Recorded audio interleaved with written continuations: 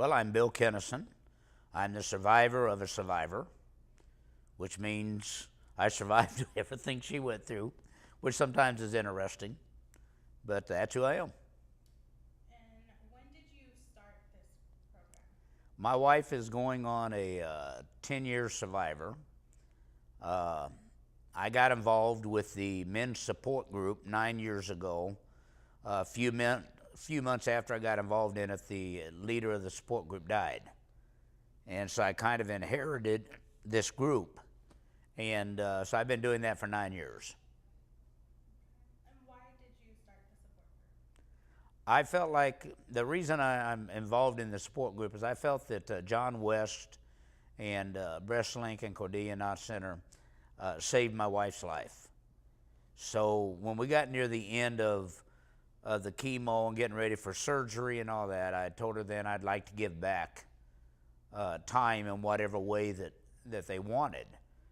Dr. West talked to me and thought I was so personable that he said, we'd like for you to get in the men's support group. So I said, fine. And then, like I said, the gentleman that had started it actually passed away in just a few months. So all of a sudden I had this support group, and I've enjoyed it for 9 years. Sounds weird, but I've enjoyed doing it. Could you tell us a little bit more about the support group? What exactly? The support group is made up of basically husbands of wives that are going through breast cancer, or boyfriends or partners, whatever the case might be.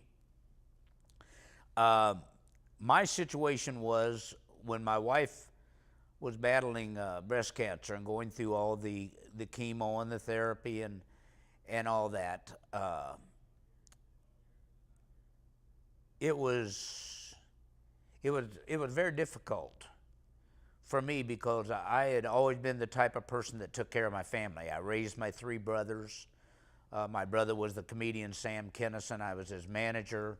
I was always, getting him out of trouble and everything else. And that's what my life was about. I was a minister.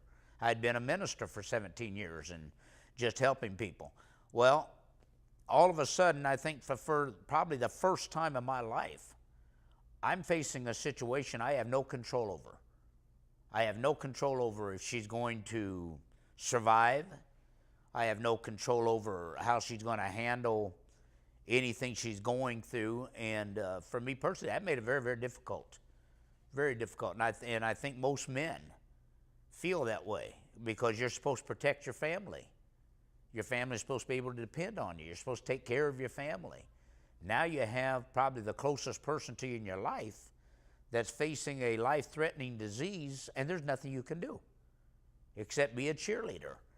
And so I got involved with the support group. It's usually a 2-session support group, two evenings in 2 weeks. The first evening is to get everybody to open up, which sometimes takes some work. Get all the guys to open up. It's guys only. It's anonymous. Whatever they say in there stays in there. But to get them up and tell the story of what they're going through, or what happened to their wife, how they got to this point.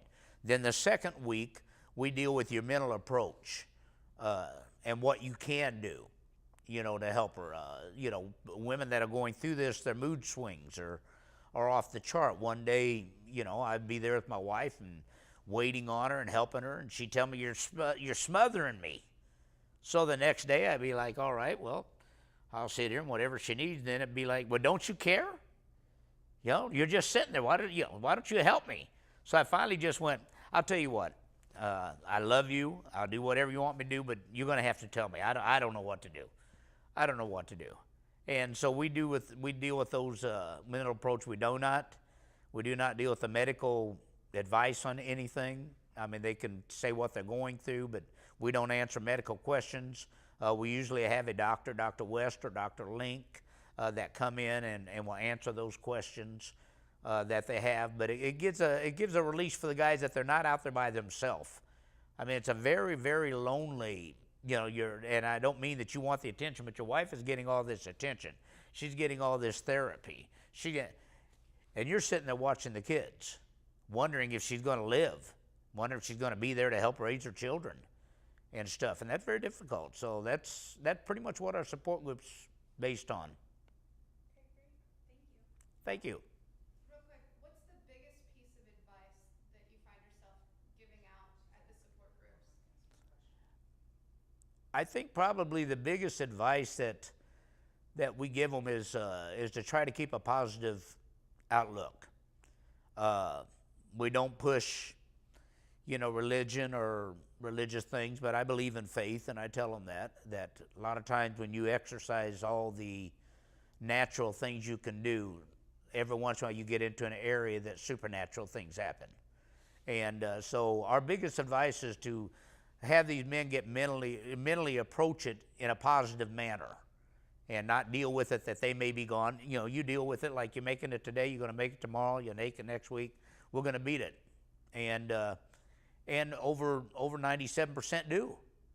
And when I got there, it was a lot lower than that. I had nothing to do with it, but I mean, that's how much the cancer treatments and different things that they have done has helped. And so that's the biggest advice we give them is the mental approach. All right. Thank you so much. That was wonderful. Thank you. Thank everyone.